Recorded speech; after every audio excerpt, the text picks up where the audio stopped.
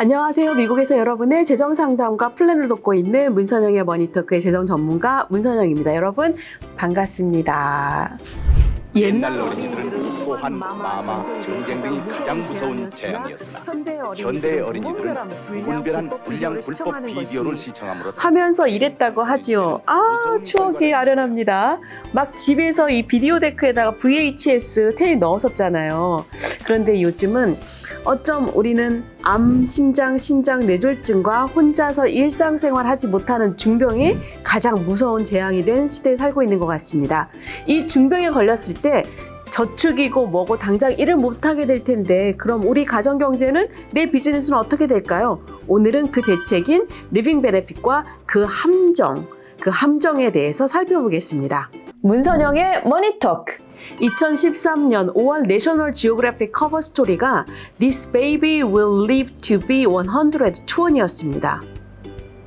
이제 갓 태어난 아이들은 기본 평균 수명 120세까지 산다는 건데 벌써 우리도 느끼고 있지 않나요?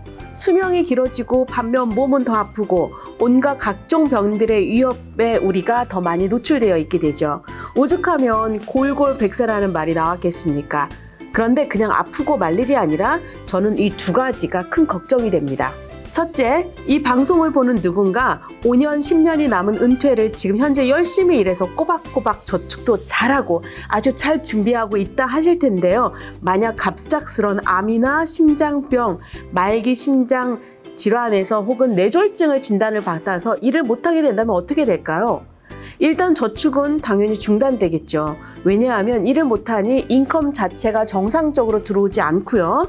가장 큰 문제는 내 인컴으로 지출되는 나의 먼슬리 생활비는 어떻게 충당을 할까요? 캘리포니아 주정부는 평균 암 치료를 하고 다시 일상적인 생활로 돌아가는데 1년 6개월 정도가 걸릴 거라고 권고하고 있습니다. 이 기간 동안 인컴이 들어오지 않는다면 얼마나 많은 사람들이 과연 버틸 수 있을까요? 둘째, 은퇴 준비를 다 마쳐서 정말 이제 한 달에 6천, 7천 불씩 나의 은퇴 자금이 나오도록 잘 준비했는데 혹시라도 메디컬 비용으로 내 은퇴 비용을 미리 땡겼어야 한다면 혹은 양로시설이나 누군가 나를 간호할 사람을 쓰는데 정부나 의료 보조만으로 되지 않아서 이런 경우는 사실 정말 너무 많다고 봐야겠죠.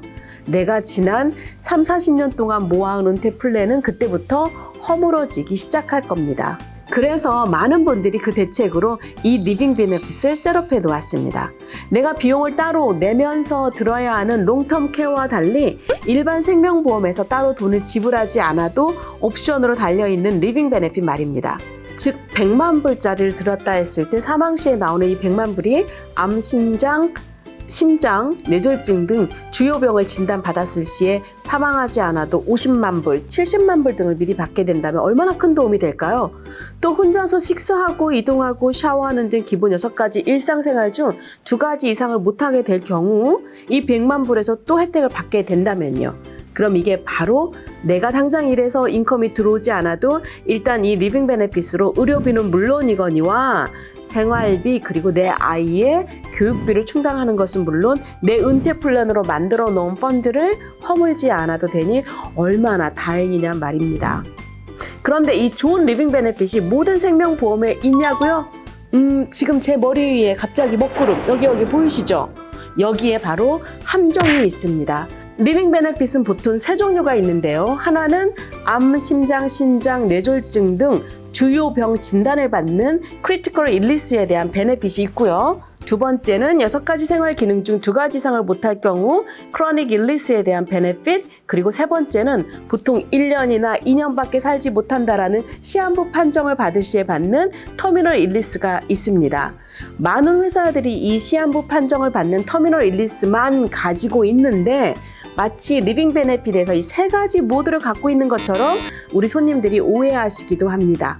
우리는 한국 드라마를 너무 많이 봐서 6개월밖에 못 삽니다. 1년 남았습니다라는 시한부 판정을 마치 내가 드라마 주인공처럼 착각해서 아주 일반적으로 생각을 하는데요. 실제로 다 많이 살려냅니다. 정말로 흔한 경우가 바로 암과 같은 크리티컬 일리스인 거죠. 문선영의 머니토크. 미국에는 여러분들이 모르셨던 한 번도 들어보지 못한 생명보험회사가 무려 800개 이상이 있습니다.